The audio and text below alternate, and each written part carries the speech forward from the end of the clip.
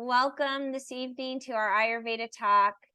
We're going to talk tonight about what Ayurveda does when it's dealing with illness and diseases.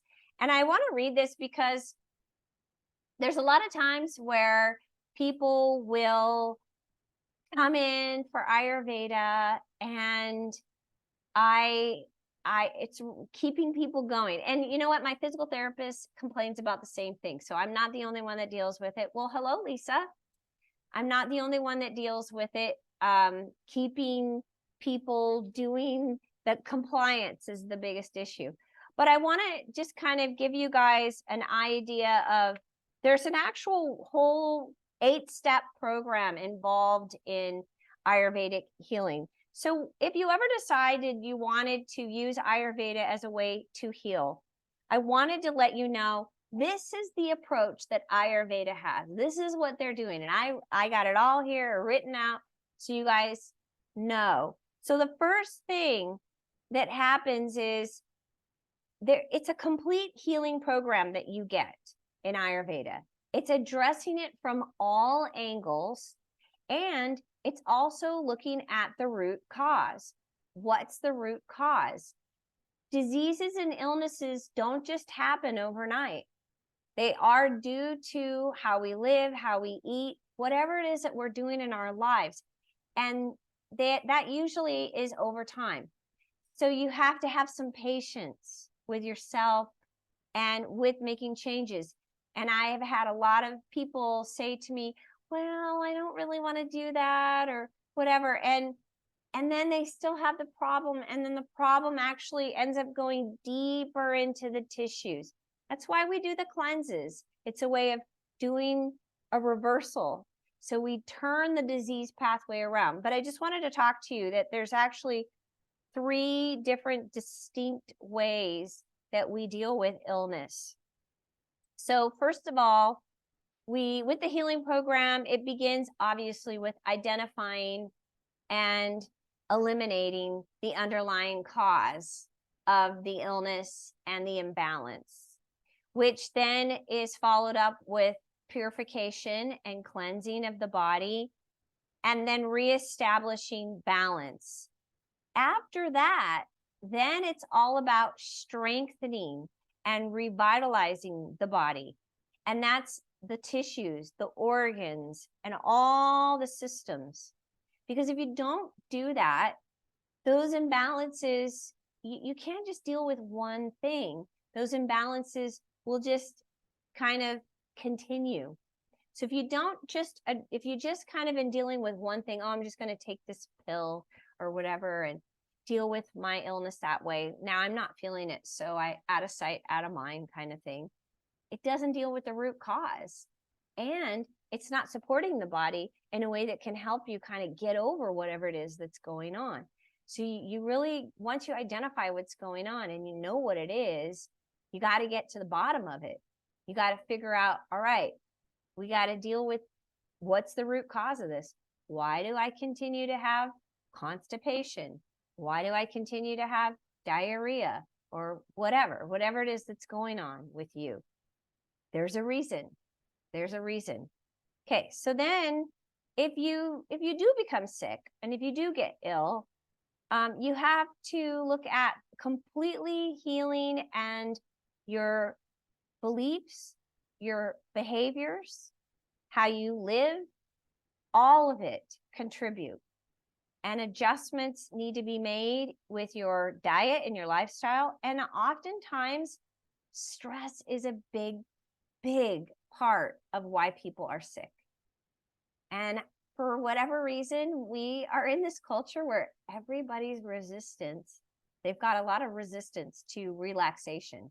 We want it, and we think that, oh, we'll just go on a vacation.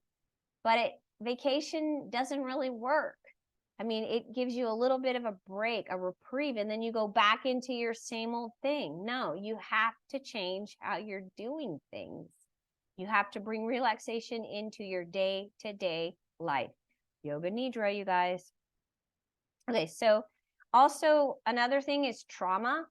If you have unresolved emotions, childhood stuff, that stuff it's going to come to the surface. It will. Like it or not, it will.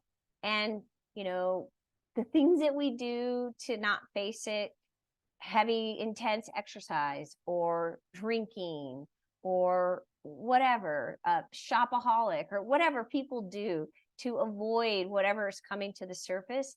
In Ayurveda, we have the saying, what's coming is going. So it's actually a really positive thing. When something comes to the surface, it's positive. It's an opportunity for you to allow it to come to the surface and leave. Yeah, you have to experience it.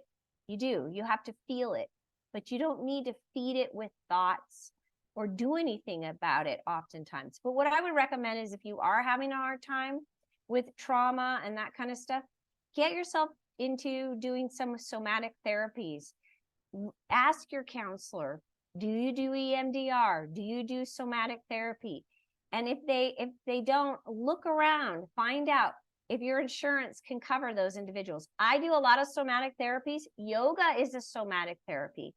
Ayurvedic treatments are somatic therapy. Reiki, massage, hypnotherapy. Those are all somatic therapies. I do all of those. So if you guys want to come to me, I would love to have you come.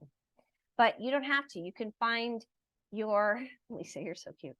You can find out. I want to support everybody. I just want people to be better.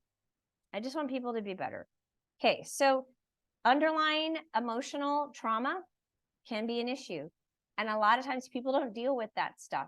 And it happens in your childhood, and then you get into relationships and stress happens, life happens, and then oops, all of a sudden you're facing it head on. And we think it's our partner, or we think it's our kid, or we think it's the situation at work. And it is those things, but really it's a reflecting something back in us. So we have to look at that stuff.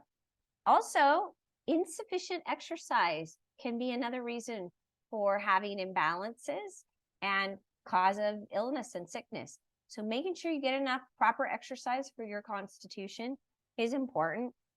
And then making sure you get enough rest. So if you're not sleeping at night, you're not getting enough rest, you got to get really, really diligent about that. So there are 8 different things that we do in Ayurveda as management for sickness, illness, and disease. And I just want to go over those 8 things really quick, and then we will move on into our practice. So these are the traditional things that we do when we're dealing with healing in Ayurveda. First of all, we find out what's the person's constitution. It's called your prakriti, and that is what you were born with. And I will tell you, people go online and they take the dosha tests, and they get the test and they go, oh, it says I'm a this and this and that and that.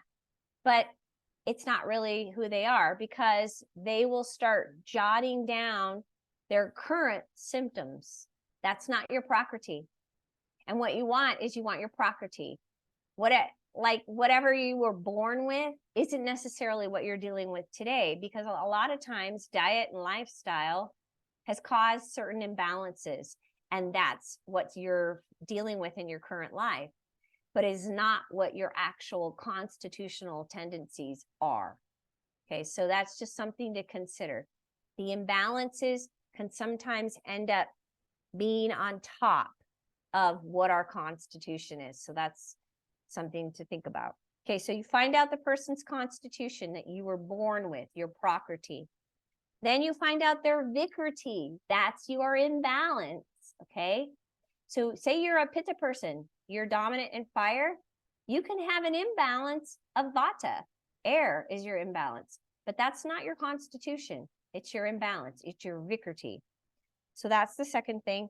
The third thing is you find out the cause or causes of the illnesses, such as your diet, your lifestyle, emotional patterns, relationships, genetic stuff, and so on. You gotta figure out why is this happening. The next thing is, what is your next? What are your options for treatment? How are we going to deal with it? And removing the cause. Then you want to provide the proper regime. So diet, exercise, breath work, according to the person's constitution, prakriti, their imbalances, the season, the climates, their age, and so on. That all matters. Okay, then the next thing that you would do is go through a detoxification program. And that's either going to be, it's really different depending upon how much toxins you have in your system. So that needs to be assessed by your Ayurvedic practitioner. So sometimes people need different kinds of therapies in order to cleanse first. Okay, so you do elimination, that would be panchakarma. The next thing is rejuvenation, and also called rasana for the body. It's to increase your immunity and strengthen your tissues and your organs. And the very last thing is to get therapies that are going to help support your dosha, your constitution, and keep you in balance so that you don't go back out of balance and continue down that path of the disease pathway. Okay, so it's usually applying opposites. If you run hot, then you want to eat foods and live a lifestyle that's more cooling and has more ease and playfulness. Okay, if you run cold and you have anxiety, then you want to do the opposite of that. So you apply opposites. Okay, so those are the different things that we do in Ayurveda when we're dealing with healing and dealing with the management of healing. So if you have any questions, reach out to me. We are in a transition right now. We are moving from summer into fall. It is a transition. We are all dealing with this transition. So adjustments need to be made because our season is changing.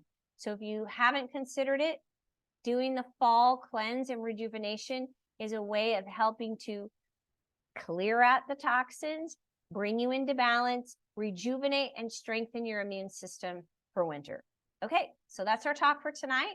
If you have any questions, reach out to me, aspiredelements@gmail.com. All right, let's get started with our practice.